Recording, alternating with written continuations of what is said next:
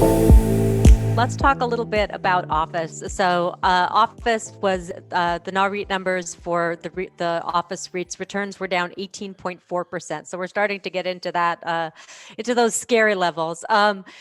I mean, the bottom line is people aren't back to the office yet. We here at the Fool aren't back at the office. Numbers I saw from a little earlier this month, 16% of people are back in the office in New York City.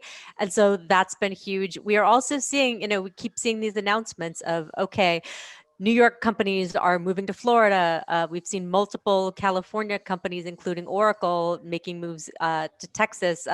Digital Realty Trust that we mentioned earlier, they are moving from the Silicon Valley area to Texas. So we're just seeing these migrations happen at this, and so the central business district, which last year, if you'd have told me that central business districts were starting to be iffy, I would have said that's insane. But now that's been a concern that the central business districts have been hit pretty hard during the pandemic. Yeah, and it's just kind of like with multifamily. It's like the urban office REITs have done really poorly, and for that reason, because people in the cities, especially like New York, are not going to the office right now.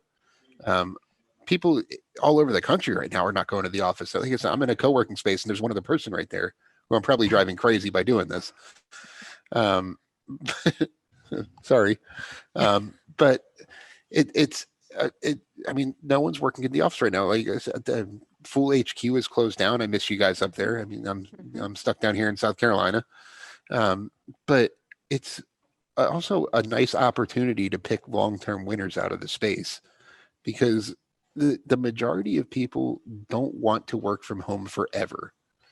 They don't. People, I mean, I could work from home. I choose to go to a co-working space because I like to get out of the house and it's more productive and collaborative and stuff like that. One of our fellow Million Acres writers sits 4 desks that way normally, not right now, but it's a more collaborative and productive environment. People acknowledge that. So it could take a little while for people to really come back, especially if companies give them the option to work from home. But I think you're going to see a lot of hybrid arrangements, a lot of kind of people wanting to go be seen at the office, and there's going to be a lot of opportunities. So just because my video is working now and I can see if Deidre rolls her eyes, I'm going to bring up Empire State Realty. I knew it was coming. They're my favorite off. Yeah, you already had the ticker ready to go in the chat. They're probably my favorite office REIT. They're based in New York.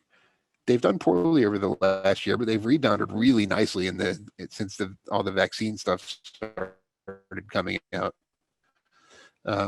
I mean, that stock shot up. That's almost doubled from the lows now. They've done really, really well. They're well, not really, really well. Their business is doing terrible. The stock's done well. They own the Empire State Building, as the name implies, as well as 13 other office buildings, most of which are in the Manhattan or surrounding areas. They have a lot of retail, just like everything else in the city. The first floor is pretty much retail in all their buildings.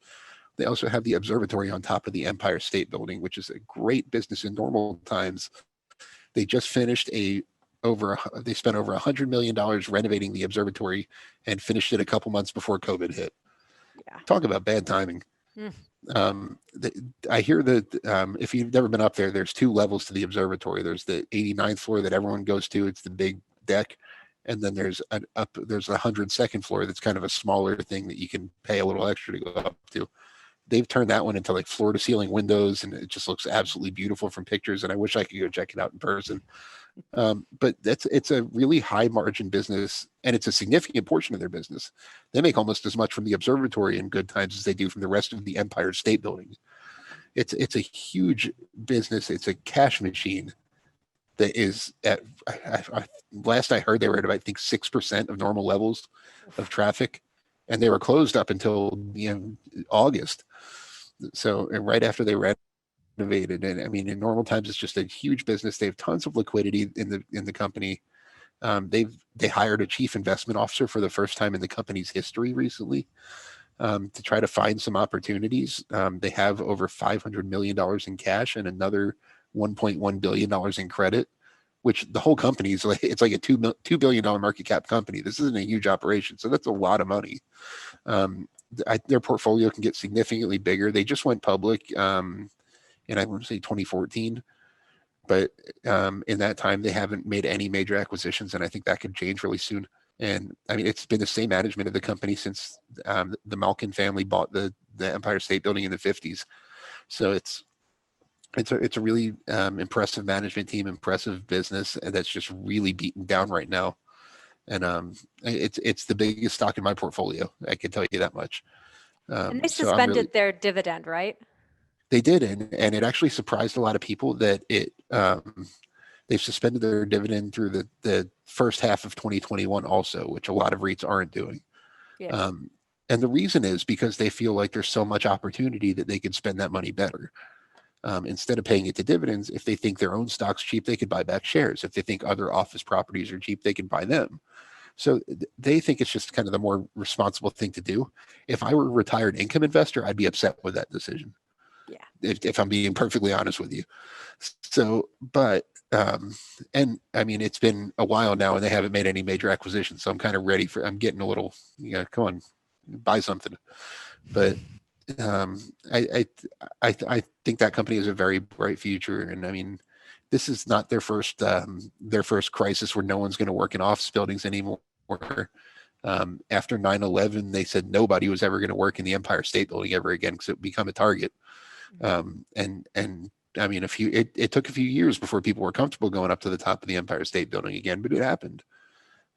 So I think the same similar thing's going to happen now, and I just think that company has a lot to going for it. But I mean, I like the general office space. I think it's a great time to pick winners.